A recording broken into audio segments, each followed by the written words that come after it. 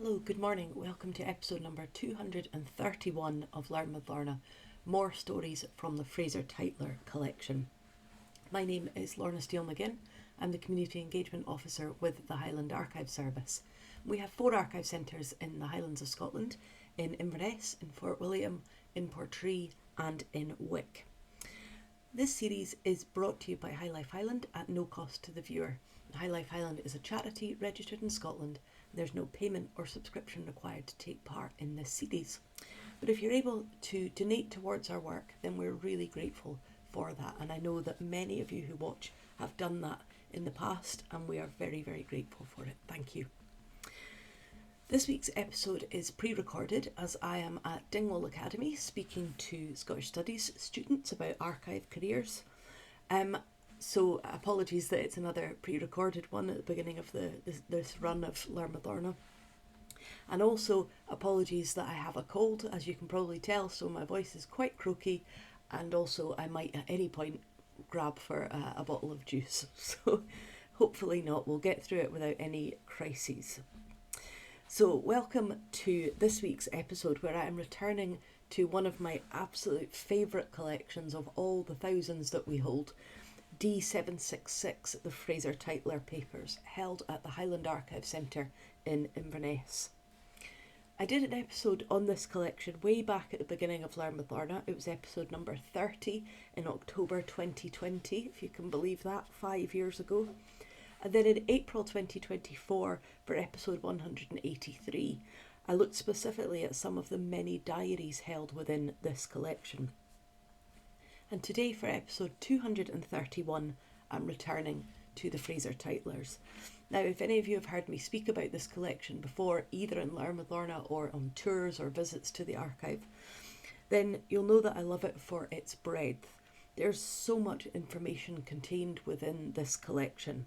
And like the Margaret McDougall collection, which I often refer to, this is another one that I turn to for inspiration, for answers, for insight, for ideas, and also on the off chance that they have something to say about whatever it is that I am writing about or pondering on, and invariably they do. This is the collection, if I ever had the time, this is the one I would write a book on. And that's what I want to illustrate today, the breadth of this collection, the number of things that the Fraser Tytlers have been involved in or commenting on over the centuries, and the many people with whom they were connected. They took a role, as so many of the landed families have done, on the Highland stage, on the national stage and on the international stage, as well as within their own family dynamics. So first of all, a little bit of background. The family became known as Fraser Tytler from 1776 onwards, following the marriage of Anne Fraser, daughter of William Fraser of Balnain and Aldowrie, and Alexander Tytler, son of William Tytler of Woodhouse-Lee. So the Tytlers married into the Frasers, and the name becomes Fraser Tytler. Incidentally, the places I'm referring to there, Balnain and Aldowrie, are on the banks of Loch Ness, and Woodhouse-Lee is near the town of Pennycook, just outside Edinburgh. The family were and continue to be renowned for the number of authors, lawyers and historians that it has contained. And it's a family with a prolific output, particularly in the area of writings about law and about history. They were also great correspondents down through the generations, and we have a substantial collection of letters, diaries and other papers dating from 1614 through to 2001. The collection comprises 24 boxes and 3 volumes. I'm going to start by looking at some papers from D766/1, the literary and historical papers of Alexander Fraser Tytler, Lord Woodhouse-Lee. And I'm going to start particularly by looking at those papers that relate to Lord Kames. Now, Lord Kames, Henry Hume, his lifespan was 1696 to 1782.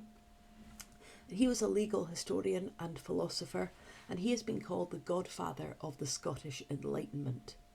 And Hume and Alexander Fraser Tytler were friends and co-writers. And in 1807, Fraser Tytler published a biography of Kames, written with access to his personal papers. And this biography that was written in 1807 by Alexander Fraser Tytler is still one of the main sources for those studying Kames's life today. And within our collections are letters from Lord Kames and his wife Agatha Drummond Hume to a variety of correspondence. And I was particularly interested when I was looking to write this episode. I was thinking, which bits will I illustrate of this very broad collection? And I looked into the papers of relating to Lord Kames. I was particularly interested to come across letters which Lord Kames and his wife had written to Elizabeth Montagu, which are within Alexander Fraser Tytler's papers. Now, I didn't know much about Elizabeth Montagu, but as if Lord Kames wasn't interesting enough, Elizabeth Montagu, I discovered, was a social reformer, a literary critic, founder of the famous Bluestocking Society, and a patron of the arts. She was a friend of Samuel Johnson, of Sir Joshua Reynolds, David Garrick, and all sorts of other people. A very notable and highly respected woman of letters in the 1700s. And Swansea University are working on a project to digitise thousands of her letters. So if you just type into a search engine Elizabeth Montagu, you will come up with that project. She seems to have been a woman who advanced the status of women and who had very many admirers of men, both men and women. And so within Alexander Fraser Tytler's papers, as he is researching the life of Lord Kames, this is an element that that appears within this collection. And we hold a letter by Lord Kames full of praise, well, many actually. But I'm going to start with one written by Lady Kames, by his wife Agatha Drummond, written to Elizabeth Montagu, and it's full of praise, both from her about Elizabeth Montagu's achievements, but also Lady Kames notes her husband is at present upon his circuit with his heart and his head full of you. He, like many others, was absolutely fascinated by Elizabeth Montagu and her talent for language. And that's very much borne out in the letters that we look at written by Lord Kames as well. They are effusive, to say the very least, so have a listen to this. So, written 29th of October 1766, a letter by Lord Kames to Elizabeth Montagu within the papers of Alexander Fraser Tytler. This is the 5th attempt after 4 that have proved abortive, and yet my choice would be Mrs. Montagu for my correspondent above all womankind. Her soul is in perfect unison with mine. I'm fond of her company and wish her to be my determined friend. Why then afraid of writing to her? With me, the commencement of any operation is a most difficult task. I have not yet acquired resolution to approach a mixed company without looking like a fool, and to write the first letter gives me the palsy. But this is not all. Upon no one thing at present is my heart more bent than to have Mrs. Montagu's good opinion. And though I imagined I could write to her with as much ease as to make her a visit in her old castle at Denton Hall, yet when it comes to the push, my heart fails me, and I put the business of it off until another occasion. Thus the matter went on from hour to hour and from day to day, until I came to be troubled in mind with a spectre that appeared in the shape of neglected duty. Is it not your duty, whispered the sage monitor Conscience, to return thanks to that lady for her most obliging visit? And with regard to yourself, is it not a gross neglect of duty to omit the favourable opportunity you have at present of acquiring a new friend, the most valuable purchase that can be made on this side of heaven? Unless for this powerful call of duty, I blush to own that probably I should have fallen a sacrifice to that contemptible virtue, bashfulness. But now I fly to my pen, indifferent of any censure, while I am doing my duty. It's a really interesting letter, I think. I mean, it's a very articulate letter, written when he was 70 and she was 48, and he sounds like he's portraying himself like a teenager, almost like I don't know how to speak to you. I really want to speak to you, but I don't know what to say. I don't know how to speak without sounding stupid. I'm just putting it off. And so that's the whole first page of this letter, is him kind of trying to justify why he hasn't been in touch yet. He notes that since she left, she has been constantly in his thoughts, especially in the solitary hours. She is his faithful companion. He asks for her help in writing his next work, which I find really interesting. He says, "Would it be too much for me to hope for your assistance in the intended edition of the Elements of Criticism? I should be proud to have your name conjoined with mine in that work." And a letter of February 1767 that we hold opens, "I love to think of Mrs. Montague. I love to write to her. As to the former, I assume no merit, for I cannot avoid thinking of her, even if I would." And it's interesting that her literary skills are often commented on. So he talks about her company and her conversation, but really it's her literary skills that he comments on a lot. He says, "Once I thought that I could write a letter, but by comparison, you have given me a most humbling conviction of the contrary." And that letter closes, "You begin to be necessary to my happiness. My heart rejects the thought of even a possibility of losing you." It's an interesting dynamic, and I think that not one I would have been delighted about if I was Lady Kames. But that's absolute thought on my part rather than anything that exists within the collection.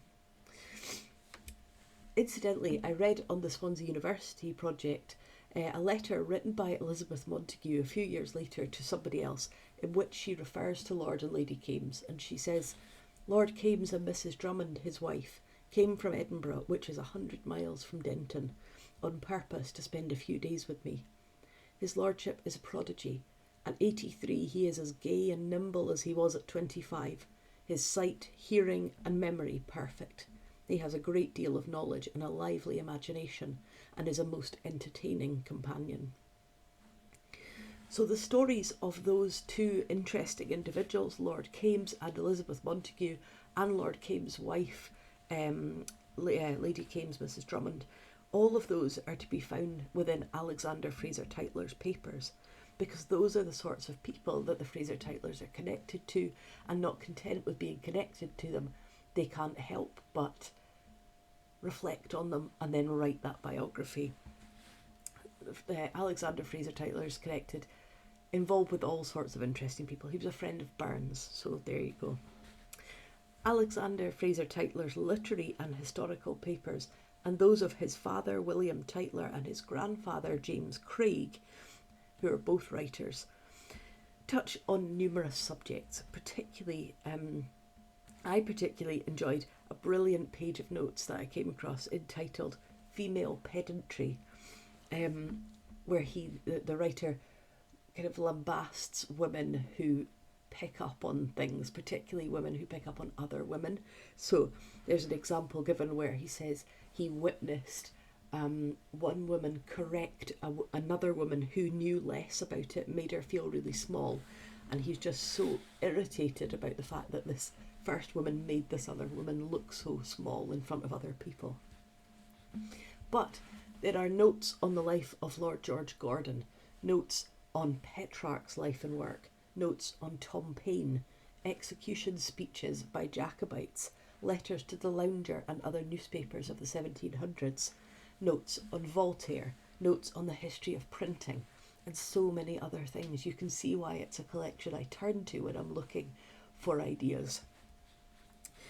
An obituary of Margaret MacDougall that I came across the other day described her as having a questing mentality, and I think the same applies to many of the Fraser Tytlers, who constantly sought knowledge and information with a voracious appetite. And as I say, it's a collection I often turn to for information as well. But I think that description of someone of having a questing mentality is really lovely. In case you're worried that it's all a very sort of highbrow collection, it's not just Pliny and Plutarch and Voltaire that they talk about. This section of the collection, The Papers of Alexander Fraser Tytler, also includes a small notebook dating from around 1710 to 1743, which says on the outside of it, "An old receipt and notebook belonging to some female, containing recipes for medicines and details of deaths of the writer's family." And I can tell you, I went down an absolute rabbit hole with this notebook. It's just little, but I was reading about boiling cucumbers in white wine vinegar, bay salt and whole peppers, stuffing them with nutmeg, cloves and garlic, and leaving them for months with mustard seed and alum to harden them. I have no idea why. I don't know if that was a remedy for something, or surely it's not something you would eat.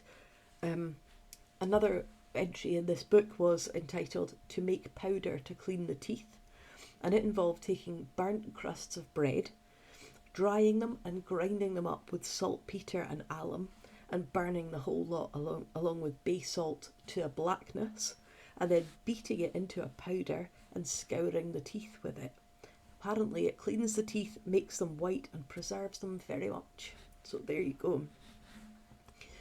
The notebook is much less clear handwriting. So those Kames letters that I've been talking about, very clear, beautiful penmanship. This notebook is very much less clear in the way it's written. It's got very inconsistent spelling, and it's clear that the writer had less academic education, but enough to be able to write all these things down, and it interested that family enough to keep it. The family's professional papers associated with their various works, and the papers of literary and historical interest continue right throughout the generations. So for almost every generation, we've got papers relating to their work and papers relating to their life and papers relating to things they're interested in that they've researched and written down. Alexander and Anne Fraser Tytler had 3 daughters, Jane, Isabella and Anne. Several of their children, including Anne, were authors and writers, and if you have a look online you can sometimes see Anne Fraser Tytler's books for sale, and I keep meaning to build up a wee collection. What I'd really like to do is build up a collection of a piece of writing from each generation of this family. I think that would be amazing. So they had these 3 daughters, and in addition they had 4 sons. James, who was a prominent lawyer and a legal advisor to the Scottish Tax Office and the Lord Lion. Alexander, who was a judge and an author. Patrick, who's probably now the most famous member of the family. He was a famous advocate and a historian who wrote multiple books on Scottish history. And then William, who was a lawyer, Sheriff of Inverness for 43 years, and Professor of Constitutional and Universal History at the University of Edinburgh. So you see what I mean? This continuity of writing and law and language just keeps going down the generations. So let's have a look at some of the papers relating to this generation. Again, there are papers that talk about their notes on matters of literary and historic interest. Patrick Fraser Tytler's notebooks on Greek and Latin poetry, on Italian opera, on various pieces of correspondence, re his many publications. So because he wrote so many books, there's correspondence about those books, either the research or the criticism of them. So for instance, he wrote The Life of Crichton, The Life of Craig, and probably his most famous work today, the 9 substantial volumes of the history of Scotland. The other thing that continues through the generations is this connection to interesting people. Within the papers of Patrick Fraser Tytler are letters from the renowned sculptor Thomas Campbell, who has sculptures across the country, including in St Paul's Cathedral and Westminster Abbey. And in these letters he discusses his monument to the 4th Earl of Hopetoun, which sees Hopetoun standing by his horse. And that's a sculpture which now stands in St Andrew's Square in Edinburgh, and is one of those that has recently had an updated plaque attached to it to give more context about the life of the subject. He also notes the difficulty that the sculptor in these letters to Patrick Fraser Tytler notes the difficulty of finding good marble, and the problems of trying to do the work when no one pays him until it's finished. It's something I'm sure that many artists are familiar with. Patrick Fraser Tytler was also a close friend of Sir Walter Scott and an acquaintance of Queen Victoria and Prince Albert. His brother William's work is very prominent within this collection. We hold his sheriff's notebooks, a large amount of correspondence, but interspersed with them or alongside them are papers relating to both the family and the family estates. William and his wife Margaret had at least 10 children, including a daughter called Margaret, who was a writer, who published books including Tales of the Great and the Brave, which includes lives of William Wallace, Robert the Bruce, Richard the Lionheart, Napoleon Bonaparte, Peter the Great, and others. And she published the history of Charles Douglas. Within William Fraser Tytler's papers are letters to, from, and about his children and their families. And I could have picked any number of these. There are so many, there are hundreds of letters about the family. But I've gone for something very personal. I mentioned that William and Margaret had many children, but of those, several of them died young, not necessarily as children, but as adults who died before their parents. Sorry. Alexander, their oldest son, was born in 1803, and he was a lieutenant in the East India Company who died at the age of 29 in 1832. And this letter explains a little bit more. Written from Calcutta, 17th of August 1832. Dear Sir, it is with feelings of the deepest sorrow that I have to communicate to you the death of my affectionate friend, your son Alexander, which took place at Akyab in Arakan at 7:30 on the morning of the 4th inst. The annexed copy of Dr. McIntyre's letter, which I have this day received, will put you in possession of all I yet know on this sad subject. You may depend on my doing what may be necessary with his little property. I shall not add to this most painful communication. Those only who knew us can judge of my feelings at the death of my most sincere friend. I am your very obedient servant. And he's put a little postscript at the end to say that he's sending it to prevent you being first informed of this news, of your loss, by public newspaper. Interesting. That's something I think that seems very current to us, that need to get in really quickly with that news before social media, before the press, before any other way of that information should come to the family in any other way. A letter from someone else who knew Alexander says that he was attacked by a bilious fever which ran its course with great violence until it accomplished its end. Really poetic way of writing something really sad, that the illness pursued its course until it accomplished its end. After Alexander died, his brother William wrote this extraordinary letter to their mother Margaret. London, 6th of February 1833. My dearest mother, I can scarcely know how to begin a letter to you. At this moment I have but one thought, which is entirely absorbed in the untimely death of my beloved brother. But such were my feelings when good Mrs. Polson first told me of it. I could not understand it. I did not believe it could be possible. I cannot tell you how I felt, till I at last burst into tears, and all seemed as if it passed away like a shadow, leaving me in the deepest misery I ever felt. If such were my feelings, then what then must have been those of a doting mother?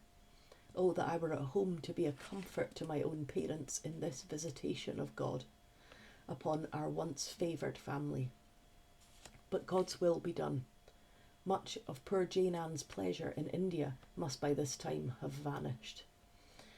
He goes on to say, but my dearest mother will not long, she's saying that he hopes she won't suffer it eternally, because she must recollect that she has still 4 sons who will strive with each other in trying who will be the best to fill up the blank now made.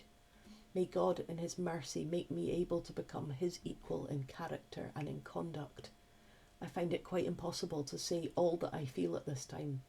I never felt such difficulty in writing before. Will you write to me soon yourself, or ask my aunt to do so? I cannot help feeling the greatest anxiety about you all. I can easily imagine how how sore poor little Emily's heart must be. Her grief will be very, very bitter, but I hope not lasting. May God give you all the strength necessary under such an affliction, and do not forget your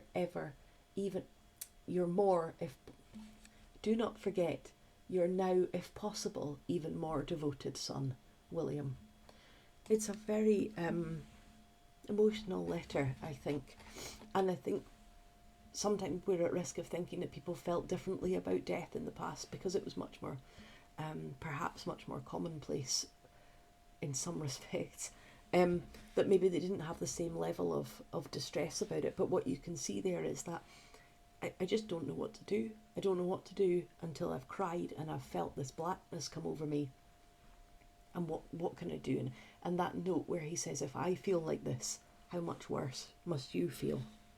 And there are so many letters of condolence about the loss. Some are very beautifully worded, including one which urges Alexander's parents, William and Margaret, to resort to the only refuge for such distress, the support and comfort to be found in him who through God over all was yet a man of sorrows and acquainted with grief. And that letter finishes, may he be with you, my dear friends, in this darkest hour, and give you the consolation which may nowhere else be obtained. Just 4 years later, the couple's next oldest son, George, died in 1836, also at the age of 29. And there's a letter written by William, his father, to Roderick Reach, who was a family friend and someone significantly connected to the family estates. Dear Reach, ere this you will have heard of the fearful blow which has come upon us. I can do no more than request you to send notifications to our friends in the neighbourhood of Inverness and westwards of it, and say this: washed overboard in a gale at sea and drowned on the 12th of March on his passage home from Van Diemen's Land on board the Hercules, George Fraser Tytler, late of the 4th or King's Own Regiment, in the 29th year of his life, eldest surviving son of William Fraser Tytler, Esquire, of Balnain and Birds Yards.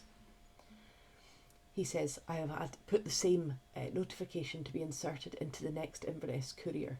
Perhaps I may be able to send you an extract of the letter containing this melancholy intelligence.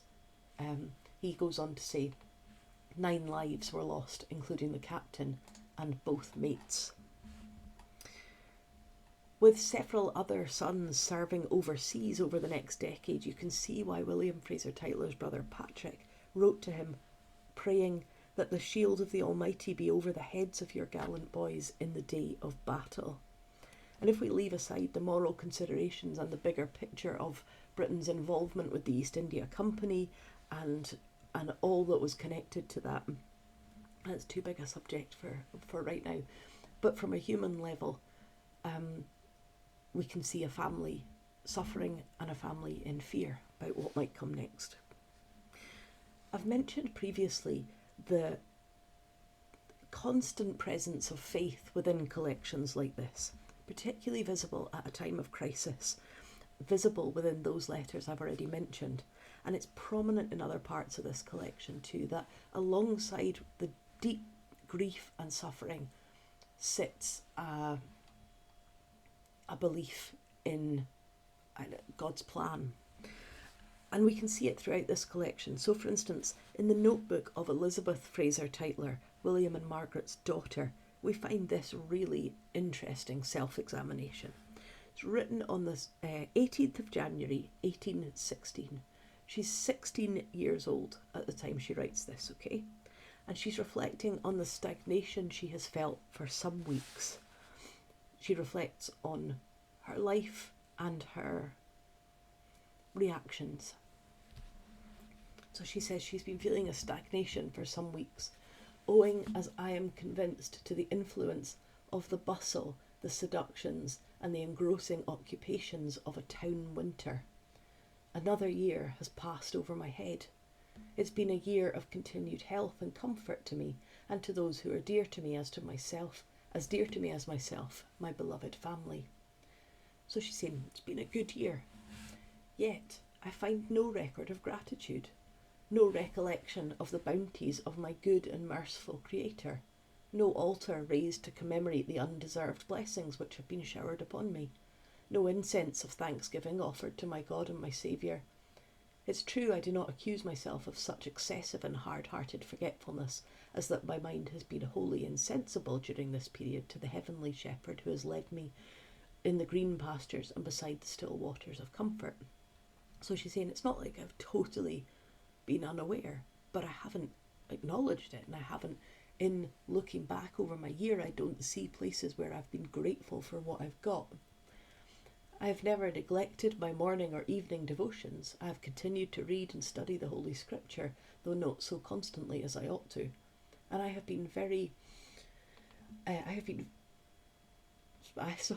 completely stumbled over my words there. So I have continued to read and study the Holy Scripture, although not as constantly as I ought. And I have been aware of the blessings which surrounded me and experienced the joy that flows into the mind from my increasing ardour for those studies. So she says, which are my favourite occupation. Offered up with an overflowing heart my praises to that God who has given me all these rich and varied enjoyments, and for who for a moment has never forgotten or forsaken me. So she said, I am reading my Bible, I am praying, I am aware of these blessings I've had. But, she says, I have not been progressive in piety.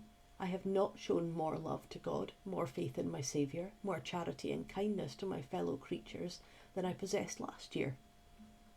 I have not been more humble in my own eyes. I have not been more gentle and affectionate in my family, more self-denying to my own pleasures and appetites.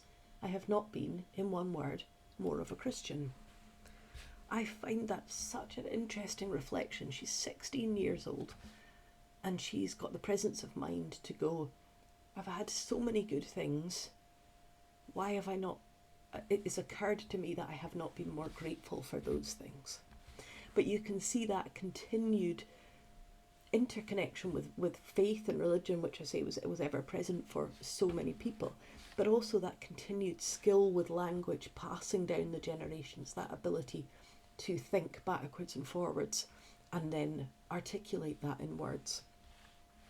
I did a quick calculation, and I think that at least 7 consecutive generations of this family published pieces of writing, which is completely extraordinary. As I said at the top of this episode, a very interesting family who generated a really fascinating set of records. They constantly display a passion for knowledge, a skill with language, but also a real sense of fun and family, I think. I'm planning to do further episodes on specific members of the family, so look out for those. They'll be a bit down the line so I can space them out subject-wise. But in the meantime, I hope you enjoyed this episode. Next week we're looking at school subjects. I very much hope to be in better fettle and able to speak without problems. Thank you if you have put up with my croaky voice and blocked nose to this state so far. And a reminder that this series is brought to you by High Life Highland at no cost to the viewer. High Life Highland is a charity registered in Scotland, and there's no payment or subscription required to take part in this series of events. But if you're able to donate towards our work, then we're really grateful for that. Thank you.